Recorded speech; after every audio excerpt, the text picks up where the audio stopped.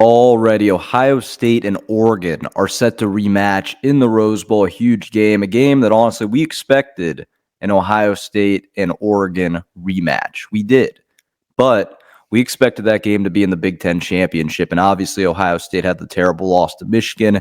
Looked like the season might be lost. And then they get a great win in a domination against Tennessee, a team that had a really good rushing attack and a really good interior defensive line. And Ohio State just abused and dominated them the entire game. And they get to the Rose Bowl in this big time matchup with the Oregon Ducks. Oregon, obviously undefeated Big Ten champions, beat Ohio State 32-31. And this rematch is in the Rose Bowl. And I think both sides are going to travel well to the Rose Bowl. Ohio State has had no problem in the past with going to the Rose Bowl. Obviously, that for years was the Big Ten destination. When you won the Big Ten, you went to the Rose Bowl.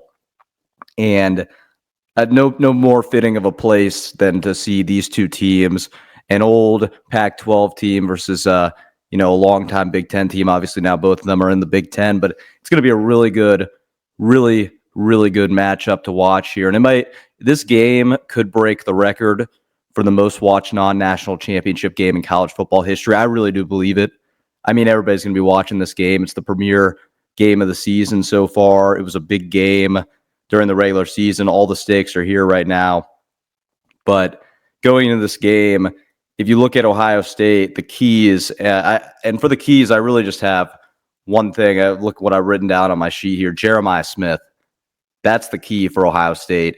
I don't think there's any cornerback in the country that can cover Jeremiah Smith. If you look at it, I honestly think if they were to throw him the ball 25 times a game, if he's not catching it the majority of the time, he'd be drawing flags. We've seen it time and time again. If they just throw him the deep ball, there's not a lot of people, maybe no one in college football that can cover him. So that's going to be the tail of the tape for Ohio State. And it's going to be, can their offense execute? Can they exploit their weapons? Because this Oregon defense, it's a good defense. There's nothing crazy about it.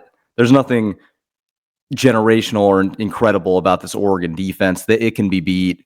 Ohio State put 31 points on the board against them last time, and they had their struggles. And if you really look in the ins and the outs of that game, when Oregon played Ohio State, one, it was at Oregon Stadium, just one of the tougher places to play in the country. It really is. It's not the biggest stadium, but it's the way that it's lined up, it's become a tougher stadium to play in. If you look at it, Oregon had a lot of things that went their way.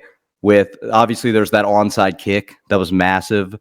Then you go into the fact that they had a few calls go their way. I mean, the Jeremiah Smith push-off, give or take, whatever you think that is. They had that to go their way. And they had just a lot of momentum from the stadium. So I really think that they benefited from a lot of stuff that might be external factors that might not happen in this Rose Bowl game. Obviously, anything's on the table. But I think that Ohio State offensively, I don't think they can be stopped by anybody in the country. But now if you go to the Oregon's offense, what I have for their keys, if Oregon is to win this game, they're going to have to beat Ohio State with speed, and they're the faster team. They're the fastest team in the country. Their speed's incredible. You look at a guy like Jordan James, their running back, 1,200 yards this year. He's been incredible. Just a really quick, shifty back, physical too, but really shifty back. Tez Johnson, the wide receiver, nearly 900 yards on the season. He's just a fast guy. And he's kind of a gadget guy, but at the same time, he's able to play that receiver role, and he's done really well for him. Leads all categories in receiving for Oregon this year. He's been their go-to guy. He's been their glue guy. And then obviously you have Dylan Gabriel, the quarterback, 3,500 yards. He's had a really tremendous year, Heisman finalist, got them to where they needed to be, the transfer from Oklahoma. And he's played really well, and he played incredible against Ohio State. So really the tail of the tape in this game is Ohio State able to run their offense the way they want to run their offense? That's the first one. And then you have to coach at an even level in this game, because Oregon, they made good decisions. If you look at it, when they had 12 men on the field purposefully to waste some time in that game, they were outcoached. He outcoached them in that game. Dan Lanning completely outcoached Ryan Day.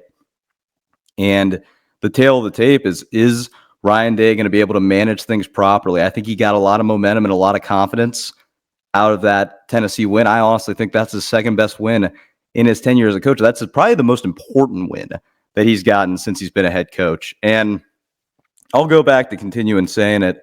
He had never had a head coaching job for Ohio State. The first 2 years were kind of a breeze for him. He had a lot of success. There wasn't really a lot of doubt. And then you go into this year and, the year's filled with doubt. You lose that game to Michigan. Maybe that struck a proper nerve with him. And maybe that's the growing pains that he had to go through to get in a position where he's like, okay, I got to really lock in and I got to really focus on what I need to do to get the victory for the Buckeyes here, because we know how big it is. And this is a 100% job saver. He could save his job for 10 years. He could save his job for 10 years if he wins this game today. If he loses, obviously there's going to be questions. I still think you would keep Ryan Day in this spot because of what I said with there's probably not better candidates out there. He's a great recruiter. He's done a lot of good things. Obviously, he's just come up short in big games. That's the knock.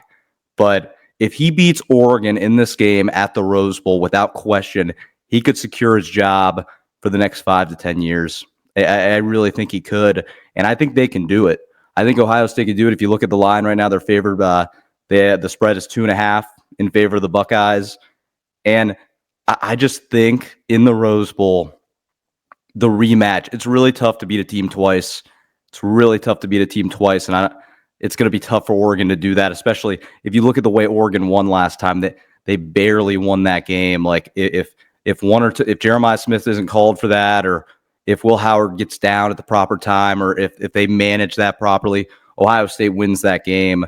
So I think Ohio State gets it done 34-30. I think it's a really close game. I think it's a battle all the way. I think maybe even Oregon's leading at halftime, but I think Ohio State will find a way to get it done. And the main reason for this is because you have to factor Oregon hasn't tasted defeat yet. They haven't been through the adversity of losing this year. If you look at it, they had some shaky performances to end the year. Thought they played well against Penn State, but that game against Wisconsin is one you can point at where, you can call it a trap game all you want. It didn't look great. And I just think that Ohio State is really going to look at the film, really study what they did wrong. And I think they're going to come out and they're going to come out with purpose. I think they realize they need to get the ball to Jeremiah Smith. I think they've realized that. I think that they finally unlocked nobody can guard this guy. And if they throw him the ball, I guarantee you if he gets 15 targets, Ohio State wins this game. That's a lot, but if he gets 15 targets, there's no way that they lose, just with how sheerly talented he is. And I haven't even mentioned Emeka Egbuka. I haven't even mentioned Carnell Tate.